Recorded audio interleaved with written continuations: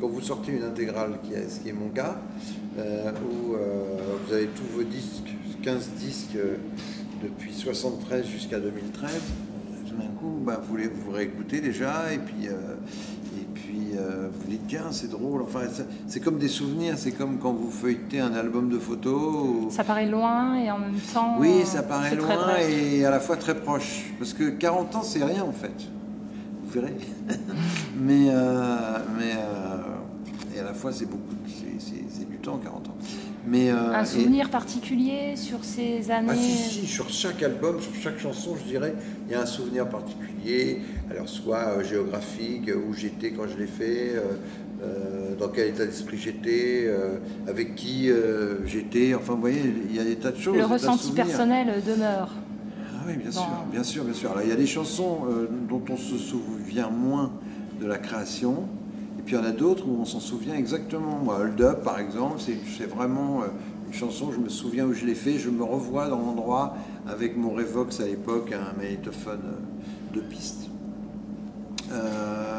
sur lequel j'avais enregistré la maquette, et ensuite dans le studio de Milan, rue de Milan à Paris. C'était pas à Milan, mais c'était à Paris, rue de Milan, il s'appelait le studio de Milan, et avec un ingénieur du son qui s'appelait Jean-Paul Malek. Enfin, je me souviens très bien avoir fait ce disque, enfin une partie de ce disque complètement seul, guitare, voix, batterie et basse. Le clip associé est un court-métrage en tant que tel de Hold Up. Oui, exactement. C'est un de votre côté aussi de la réalisation? Oui, c'est ça. C'est-à-dire que, en fait, la chanson originale date de 76. Et puis, quand il y a eu les clips à la télé, etc. Ça suit le film Pinot Simple Flic? L'idée du clip vient après le film ou... Non. En fait... Vous connaissiez déjà Junio à ce moment-là? J'ai connu Junio à ce moment-là. D'accord. J'ai connu Junio à ce moment-là parce qu'il m'avait demandé de faire la musique justement de son film.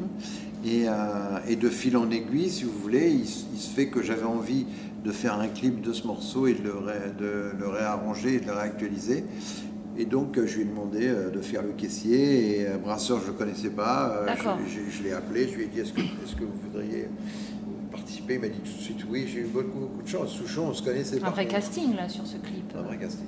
Et c'est vrai que c'était assez original. Mais c'était tellement fait, cette chanson elle était tellement faite pour ça, que ça aurait été bête de ne pas le faire, si vous voulez. C'est vrai que c'est une chanson qui a traversé le temps comme ça. Votre fils la rejoue d'ailleurs. Oui, mon fils la rejoue. Voilà.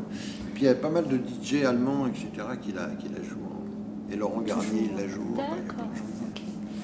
Alors, fils de poétesse, père d'un artiste à part entière maintenant, Mathieu. Quand on a eu la chance de voir sur scène les saisons de passage en 2010, on voit toute une famille d'artistes. Anna qui chante très bien, clavier, et Joseph, alors il sait tout faire. Il s'habille même en Superman sur scène. Oui, il est extraordinaire vraiment. On se demande chez les Chédid de la musique, c'est génétique?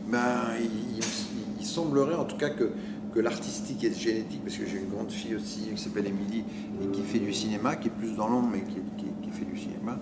Oui, c'est assez... Écoutez, rien n'a été fait pour, enfin je veux dire, en tout cas les parents n'ont pas poussé particulièrement. Moi, ma mère m'a pas poussé à être artiste, hein.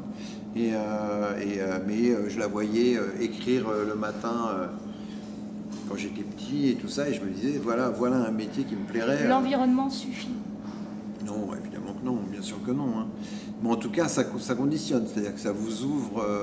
moi, mes copains, leurs parents étaient avocats ou médecins ou bijoutiers ou je ne sais quoi, et des métiers, disons, plus...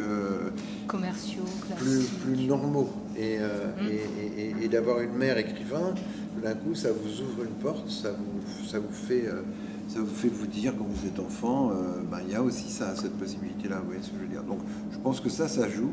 Après, non, chacun fait son chemin, et c'est pas parce que vous avez Pourtant, des vous avez parents... quand même 4 enfants dans les arts. Oui, mais... oui. Ça paraît pas anodin, enfin... Non, mais c'est pas anodin, sûrement pas.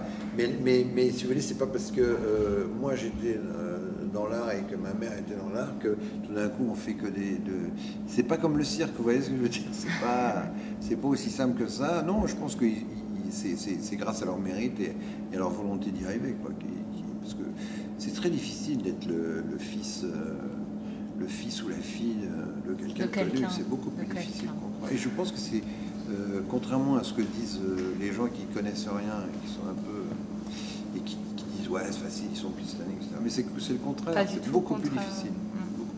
Alors après avoir joué dans des grandes salles comme l'Olympia, Carrosse, petite salle, une préférence. Mais là, je vais jouer aussi à l'Olympia. Je vais jouer aussi à l'Olympia. Un attrait aux petites salles intimistes, le rapport au public est différent. Non. Enfin oui, évidemment que moi j'adore les petites salles, j'adore les théâtres, j'adore les petites salles. Je fais pas des grands machins, des zéniths, des choses comme ça. Après, si vous voulez, cette tournée elle est spéciale parce que je suis tout seul en scène.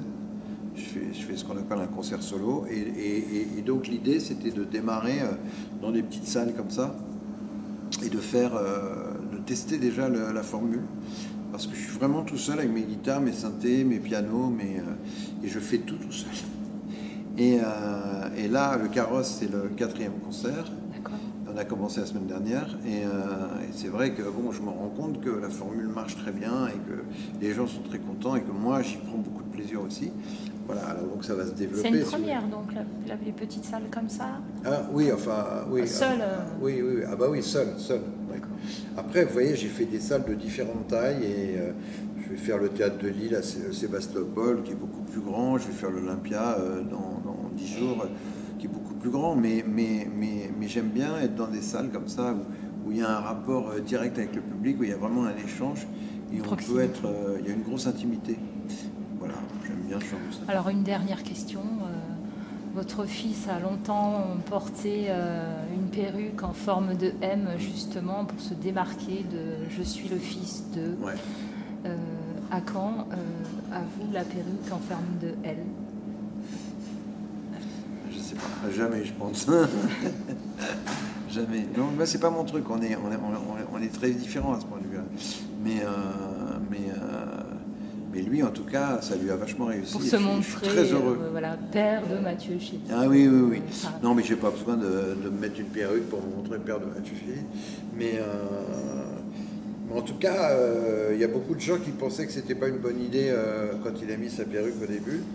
Enfin, quand il a fait sa coiffure, c'était pas une perruque en fait. Mais et puis en fait, c'est lui qui avait raison. Donc, bravo Mathieu. Voilà, merci beaucoup. Je vous en prie.